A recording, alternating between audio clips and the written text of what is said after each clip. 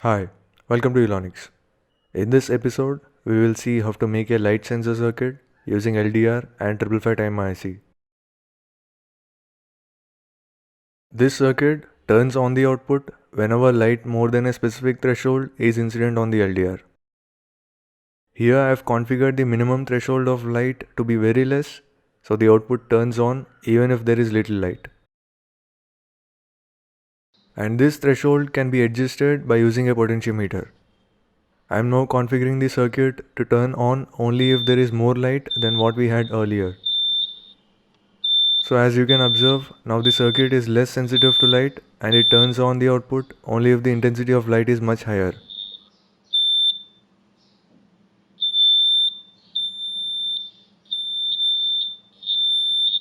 Right now the anode or positive terminal of this blue LED is connected to output of 555 time IC and its cathode to negative rail.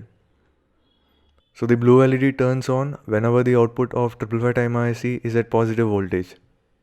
We can configure this circuit to work as a darkness detector circuit by reversing the way we connect the output. This can be done by connecting the cathode of LED to the output pin of 555 time IC and the anode to positive rail. So now the red LED will turn on only if it is dark and the blue LED will glow if it is bright enough. So you can just connect a single output similar to red LED and use this arrangement as a dark sensor circuit. The sensitivity of this darkness detector circuit can also be adjusted just like we did for the light sensor circuit. Now I have reduced the sensitivity so that the output will turn on only if it is really dark. This arrangement can be used in automatic streetlight circuits to automatically turn on lights when it is dark and turn it off when it is bright enough to see.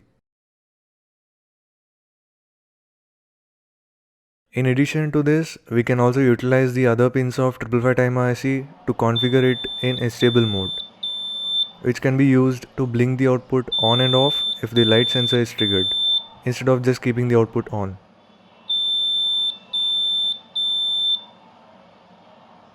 You can also add a relay to the output of 555 time IC if you are planning to control AC appliances or heavy loads. For the list of components required, link to the circuit diagram, and links to all the previous and upcoming projects, please go through the description below. In this episode, instead of just making this circuit, we'll proceed to build the circuit component by component as if we are designing it for the first time, so that you'll get a clear picture of how this circuit works. So let's get started. As a starter, we have an LDR, which is short form for light dependent resistor. As the name indicates, its resistance changes if the brightness of light changes. First, let's see how the resistance changes with changes in brightness of light, and then we'll try to figure out a way to use that observation. Right now the ambient light is at maximum brightness and the resistance across the LDR is around 0.7 kilo ohms. Let's see what happens if we reduce the brightness of ambient light.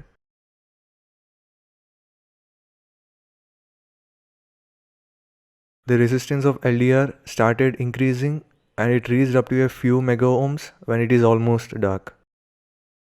So the observation here is that more the brightness of light around the LDR, lesser will be its resistance and vice versa. So now we can use this principle to make a very basic light sensor circuit by adding an LED in series to the LDR and powering it up. Now since the ambient light is at maximum brightness, its resistance is at minimum, and so the LED gets enough current for it to glow. If we reduce the brightness of light, the LDR's resistance increases and so the brightness of LED decreases.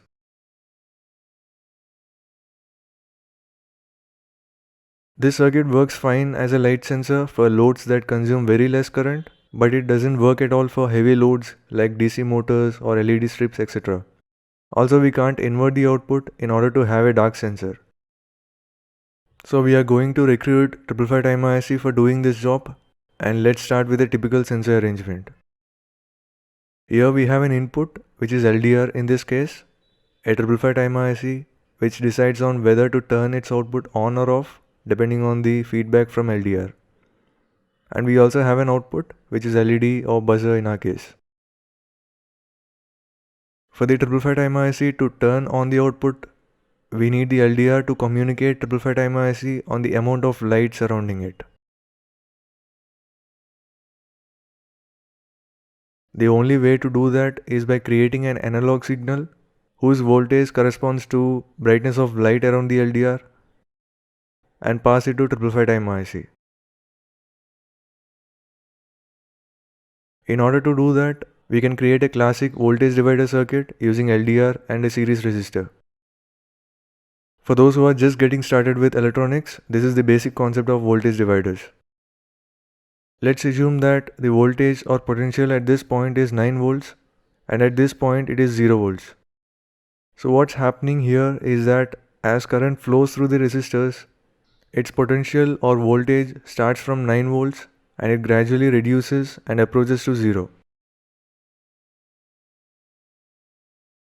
So the voltage at this point is equal to the total voltage minus the voltage drop or reduction across this resistor.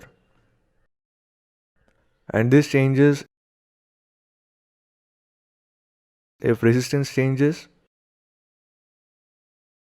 which happens if the intensity of light surrounding the LDR changes. So using this arrangement, we are able to convert the change in intensity of light to change in voltage. You can think of this as some kind of translation. I have placed LDR on the breadboard such that one of its terminal is connected to positive rail, then extended the breadboard column of the other terminal and connected it to negative rail via a 10 kilo ohm resistor. Now that we have a proper input, let's see which pin of 555 timer IC can be used to change the output depending on the feedback from LDR. 555 IC has 3 pins which can be used as inputs. Pin 2 can only turn on the output. Pin 6 can only turn off the output. And there is also a reset pin which is located at pin 4. And if this pin sees any voltage more than 0.7 volts, it resets the circuit and turns the output off. And if the reset pin sees any voltage less than 0.7 volts, there won't be any resetting of the circuit, and so the output will be on depending on the voltage at pins 2 and 6. So we need to use the reset pin to accept feedback from the light sensor and control the output. Let's now make the connections, and I have placed 555 timer IC on the breadboard such that its notch is towards the left, and so the pin numbers start from here. This is pin 1, 2, 3 and so on till pin 8. Now connect the center pin of voltage divider arrangement to reset pin, which is at pin 4 of the 555 timer IC. Connect the power pins pin 8 to positive rail and pin 1 to negative rail. When the reset pin is not triggered, we need the output to stay on. To make sure that this happens, we need to pull down the voltage at pin 2 and pin 6 to ground. If we don't do this, even tiny electrostatic charges might trigger pin 6 and create fluctuations at the output. So let's connect pins 2 and 6 to each other and place a 10 kilo ohm resistor between pin 2 and negative rail. Connect the output, which is LED in our case, such that its anode is connected to pin 3 of the IC and its cathode to negative rail via a series resistor. Refer to this table on what value of series resistor to use depending on the supply voltage and color of LED. Finally, connect the power supply and the circuit is now ready. Right now we have configured this circuit to work as a light sensor circuit, so the output turns on if there is enough light on the LDR. We can also configure this circuit to work as a darkness detector circuit by connecting negative terminal of the output to pin 3 of the 555 timer IC and positive terminal to positive rail. So now red LED indicates that it is dark and blue LED indicates that it is bright enough.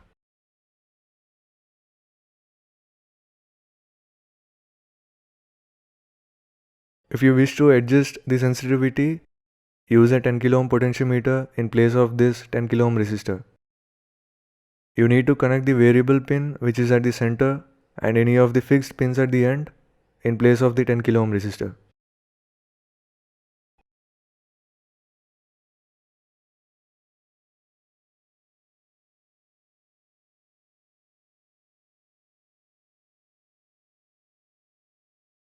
You can also configure this circuit to work in astable mode by placing a capacitor between pin 2 and negative rail and a resistor between pin 2 and pin 7. Now the output periodically turns on and off if the circuit is triggered. For more information on this, you can go through the flashing LED tutorial, link to which is in the description.